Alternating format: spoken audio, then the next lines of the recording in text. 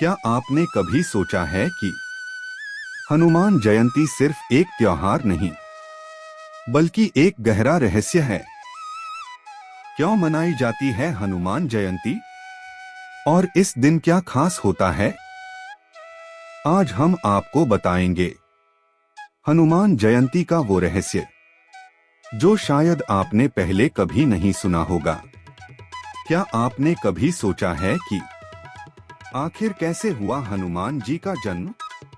क्या वे सिर्फ एक वानर थे या उनके जन्म के पीछे कोई दिव्य रहस्य छुपा है? सच्चाई जानकर आप हैरान रह जाएंगे। शास्त्रों के अनुसार हनुमान जी का जन्म चैत्र मास की पूर्णिमा को हुआ। हनुमान जी की माता थीं माता अंजनी, जो एक अप्सरा थीं और श्राप के कारण पृथ्वी पर जन्मी थीं। उनके पिता थे केसरी, जो वानर सेना के एक शक्तिशाली राजा थे। लेकिन हनुमान जी को पवन पुत्र क्यों कहा जाता है? क्योंकि उनके जन्म में वायुदेव की महत्वपूर्ण भूमिका थी। कथा के अनुसार एक बार भगवान शिव ने अपना अंश पृथ्वी पर भेजा और वही दिव्य ऊर्जा वायुदेव के माध्यम से माता अंजनी तक पहुंची, जिसके बाद जन्म हुआ एक ऐसे बालक का जो आगे चलकर बना भक्ति, शक्ति और सेवा का प्रतीक। कहा जाता है कि जब हनुमान जी का जन्म हुआ तो चारों ओर एक अद्भुत प्रकाश फैल गया। आसमान में देवताओं ने पुष्प वर्षा की और वातावरण में दिव्यता भर गई। ऐसा लग रहा था जैसे पूरा ब्रह्मांड इस दिव्य जन्म का स्वागत कर रहा हो। कहते हैं कि बचपन में ही हनुमान जी ने सूर्य को फल समझकर निगल लिया। यह घटना उनकी असीम शक्ति का प्रमाण मानी जाती है। बचपन में हनुमान जी बेहद शक्तिशाली थे, लेकिन कभी कभी शरारती भी।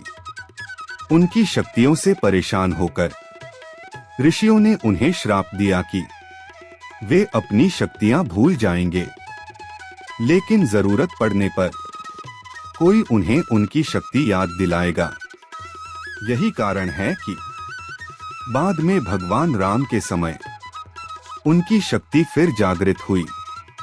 जब भगवान राम वनवास में थे, तब उनकी मुलाकात हनुमान जी से हुई। हनुमान जी ने सीता माता को खोजने में महत्वपूर्ण भूमिका निभाई। लंका जाना, समुद्र पार करना और लंका दहन करना, ये सब उनकी शक्ति का प्रमाण है। उन्होंने हमेशा खुद को भगवान राम का सेवक माना। हनुमान जयंती के दिन भक्त व्रत रखते हैं, पूजा करते हैं। इस दिन हनुमान चालीसा का पाठ विशेष रूप से किया जाता है। कहा जाता है कि इस दिन हनुमान जी की कृपा जल्दी प्राप्त होती है। भारत में कई लोग दावा करते हैं कि उन्होंने संकट के समय एक अदृश्य शक्ति का अनुभव किया। कुछ लोग मानते हैं कि ये हनुमान जी की कृपा है। कई जगहों पर ऐसे किस्से भी सुनने को मिलते हैं जहां भक्तों को उनके दर्शन हुए।